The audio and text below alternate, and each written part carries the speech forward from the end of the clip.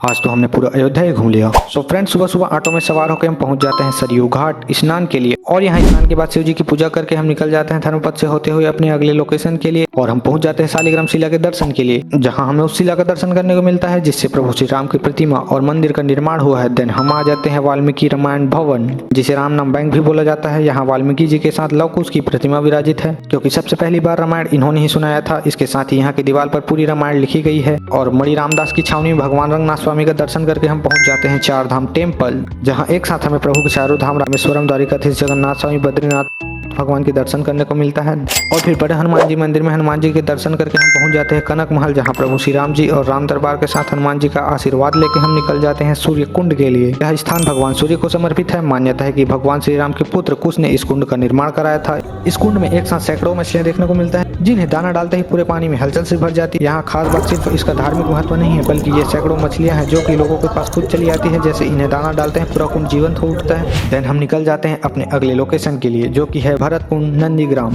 यह स्थान न सिर्फ एक लोकेशन है, बल्कि भक्ति, त्याग और रामायण की एक सबसे इमोशनल कहानी से जुड़ी हुई है। जब भगवान राम वनवास गए तब उनके छोटे भाई भरत जी ने अयोध्या का राज स्वीकार नहीं किया और वे नंदीग्राम में रहे और राम जी के खड़ों को सिंहासन पर रखकर शासन चलाया था। और साथ ही यह भरत जी का तपस्वी और साधना स्थल भी है। यहाँ आपको भीड़ कम, शांति ज्यादा मिलेगी। यह स्थान हमें सिखाती है सच्ची भक्ति क्या होती है। और फिर हम निकल जाते हैं मणि पर्वत के लिए, और यह है अयोध्या का सबसे ऊंचा व प्रसिद्ध स्थान। यह माना जाता है कि यह वही स्थान है जहां संजीवनी पर्वत का एक हिस्सा गिरा था। यहाँ से पूरे अयोध्या का व्यू शानदार दिखता है। और यहाँ की ऊंचाई और शांति का अनुभव लेने के बाद हम पहुंच जाते हैं अयोध्या के सबसे पवित्र और दिव्य अनुभव का आनंद लेने के लिए सरयू घाट, जहाँ होने वाली थी दिव्य संध्या आरती।